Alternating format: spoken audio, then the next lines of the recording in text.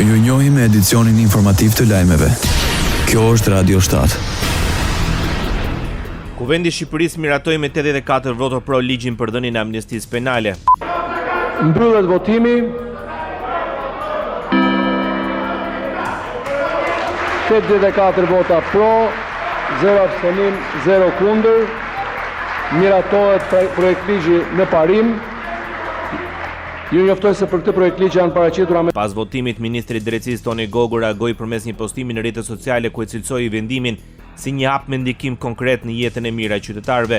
Sipas Gogut, ligji i miratuar synon të garantojë sigurinë publike, të respektojë reformën në drejtësi dhe njëkohësisht të krijojë mundësi rehabilitimi për personat që plotësojnë kriteret e përcaktuara nga ligji. Ministri i Drejtësisë nënvizon se shteti duhet të ditë të ndëshkojë kur është e nevojshme, por dhe të njohë momentin kur ndëshkimi e ka përmbushur qëllimin e vet.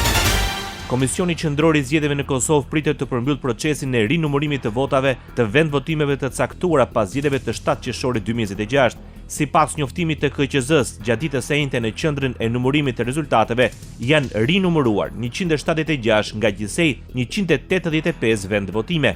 Ndërkaq 9 qendrat e vendvotimeve të mbetura do të rinumërohen gjatë paraditës së sotme, duke përmbyllur kështu të gjithë procesin. KQZ-ja ka bërë të ditur se 185 vendvotimet e përfshira në rinumërim përbën gjithsej 7.41% të gjithsej 2498 vendvotimeve të rregullta, ku zhvillua votimi më 7 qershor.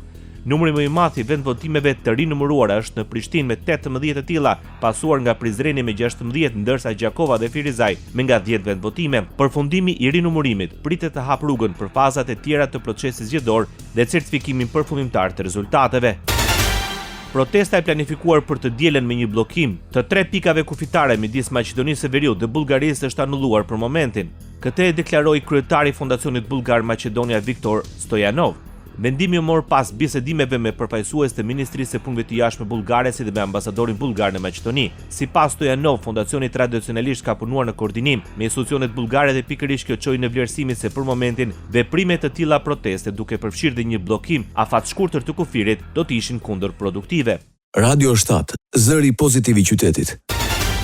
Nëse digjet Ukraina dhe Moska do të digjet. Paralajmërimi vjen nga presidenti i Ukrainës Volodymyr Zelensky nga Brukseli, ndërsa mori pjesë në një takim të ministrave të mbrojtjes së NATO-s. Lidhur me sulmet masive të dronëve ukrainas në kryeqytetin rus, presidenti Zelensky përsëriti se shkoa për t'i dhënë fund agresionit dhe luftës, por nëse Kremlini vazhdon agresionin e tij, Ukraina do të akmeret. Ukraina kreu sulme masive në një nga zonat më të rëndësishme të Moskës, duke shndruar kryeqytetin rus në një skenë lufte në atë që cilësohet si sulmi më domethënës i Kievit në 2 vitet e fundit. Por herë të dytë brenda kësaj jave, rafineria e naftës në Moskë u sulmua me dronë ukrainas duke mbuluar qiellin e kryeqytetit me shtullunga gjigande tymi të zi.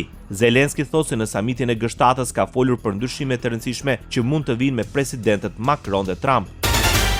Presidenti Donald Trump bë thirrje për armë pushim në Liban. Shtetet e Bashkuara të Amerikës janë të përkushtuara ndaj paqes dhe ne inkurajojmë të gjithë në rajonin e lindjes së mesme të mbeten të përkushtuar për të lejuar që negociatat tona të zhvillohen, deklaroi presidenti Donald Trump përmes rrjetit social Truth Social.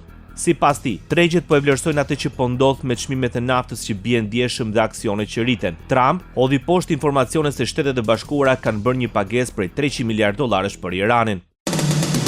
Ndoqët lajmet shkurt në Radio 7, zëri pozitiv i qytetit.